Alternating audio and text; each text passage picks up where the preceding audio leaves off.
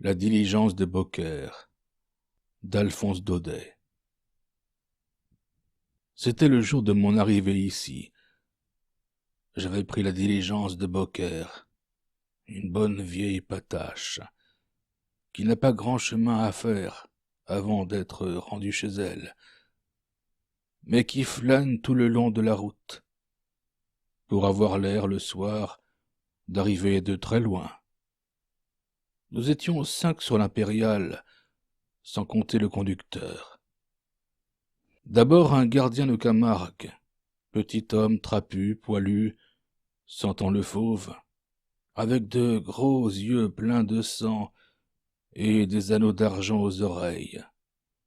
Puis 2 Beaucairois, un boulanger et son gindre. Tous 2 très rouges, très poussifs, mais des profils superbes. 2 médailles romaines à l'effigie de Vitellius. Enfin, sur le devant, près du conducteur, un homme. Non, une casquette.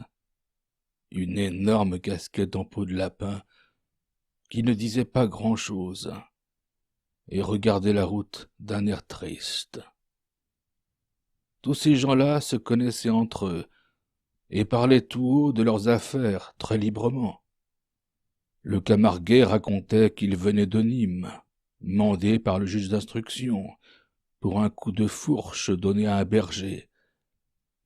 On a le sang vif en Camargue. Et à Beaucaire donc. Est-ce que nos 2 Beaucairois ne voulaient pas s'égorger à propos de la Sainte Vierge?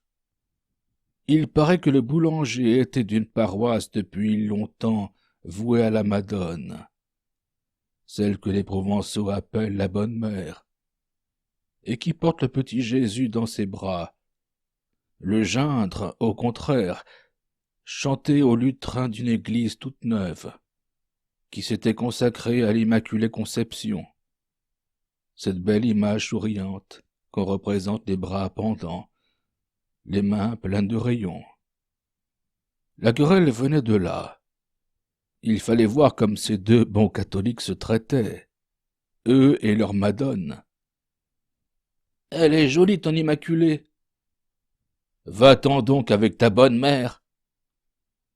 Elle en a vu de grises, la tienne en Palestine. Et la tienne, ouh la laide. Qui sait ce qu'elle n'a pas fait? Demande plutôt à Saint-Joseph. » Pour se croire sur le port de Naples, il ne manquait plus que de voir luire les couteaux. Et ma foi, je crois bien que ce beau tournoi théologique se serait terminé par là si le conducteur n'était pas intervenu.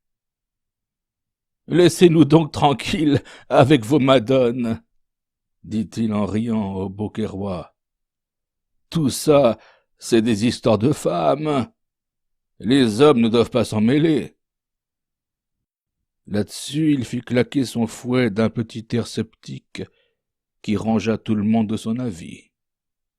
La discussion était finie, mais le boulanger, mis en train, avait besoin de dépenser le restant de sa verve, et se tournant vers la malheureuse casquette, silencieuse et triste dans son coin, il lui vint d'un air goguenard. « Et ta femme, à toi, rémouleur, pour quelle paroisse tient-elle » Il faut croire qu'il y avait dans cette phrase une intention très comique, car l'impériale tout entière partit d'un gros éclat de rire. Le rémouleur ne riait pas, lui. Il n'avait pas l'air d'entendre. Voyant cela, le boulanger se tourna de mon côté. « Vous ne la connaissez pas, sa femme, monsieur. Une drôle de paroissienne, allez. Il n'y en a pas 2 comme elle dans Beaucaire. » Les rires redoublèrent. Le rémouleur ne bougea pas. Il se contenta de dire tout bas sans lever la tête. « Tais-toi, boulanger !» Mais ce diable de boulanger n'avait pas envie de se taire, et il reprit de plus belle. « Vieille d'Az, le camarade n'est pas à plaindre d'avoir une femme comme celle-là. Pas moyen de s'ennuyer un moment avec elle. Pensez donc, une belle qui se fait enlever tous les 6 mois. Elle a toujours quelque chose à vous raconter quand elle revient. C'est égal, c'est un drôle de petit ménage. Figurez-vous, monsieur, qu'il n'était pas marié depuis 1 an. Paf! Voilà la femme qui part en Espagne avec un marchand de chocolat. Le mari reste seul chez lui à pleurer et à boire.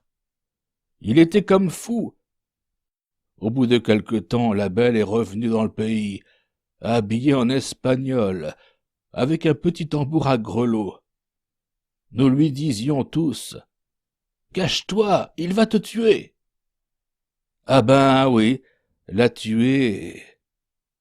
Ils se sont remis ensemble bien tranquillement, et elle lui a appris à jouer du tambour de basque. Il y eut une nouvelle explosion de rire. Dans son coin, sans lever la tête, le rémouleur murmura encore « Tais-toi, boulanger !» Le boulanger n'y prit pas garde, et continua. « Vous croyez peut-être, monsieur, qu'après son retour d'Espagne, la belle s'est tenue tranquille? Ah, mais non! Son mari avait si bien pris la chose. Ça lui a donné envie de recommencer. Après l'Espagne, ça a été un officier, puis un marinier du Rhône, puis un musicien, puis un... Est-ce que je sais? Ce qu'il y a de bon, c'est que chaque fois c'est la même comédie. La femme part, le mari pleure, elle revient, il se console, et toujours on la lui enlève, et toujours il la reprend. Croyez-vous qu'il a de la patience, ce mari-là? Il faut dire aussi qu'elle est crânement jolie, la petite rémouleuse. Un vrai morceau de cardinal. Vive, mignonne, bien roulée, avec ça, une peau blanche et des yeux couleur de noisette, qui regardent toujours les hommes en riant.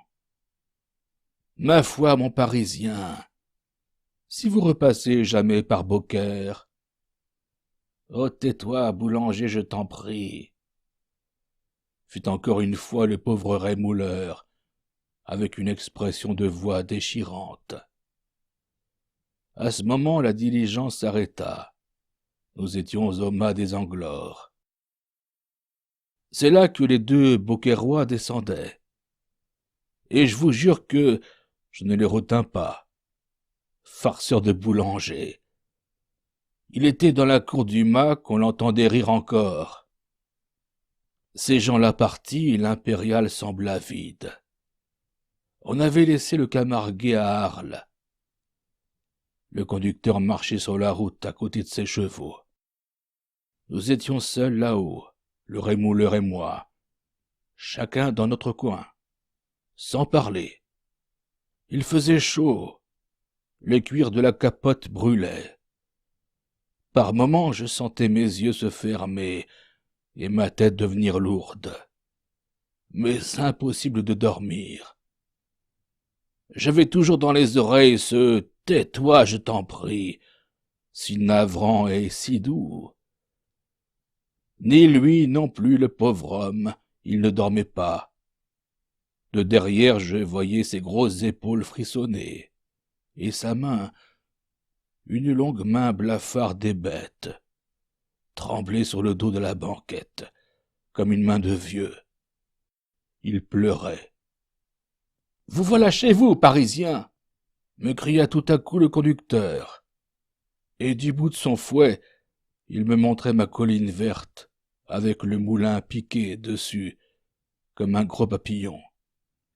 Je m'empressais de descendre. En passant près du rémouleur, j'essayais de regarder sous sa casquette. J'aurais voulu le voir avant de partir. Comme s'il avait compris ma pensée, le malheureux leva brusquement la tête, et plantant ce regard dans le mien. « Regardez-moi bien, l'ami, » me dit-il d'une voix sourde. « Et si un de ces jours vous apprenez qu'il y a eu un malheur à Beaucaire, vous pourrez dire que vous connaissez celui qui a fait le coup. C'était une figure éteinte et triste, avec deux petits yeux fanés. Il y avait des larmes dans ses yeux, mais dans cette voix, il y avait de la haine. La haine, c'est la colère des faibles. Si j'étais rémouleuse, je me méfierais.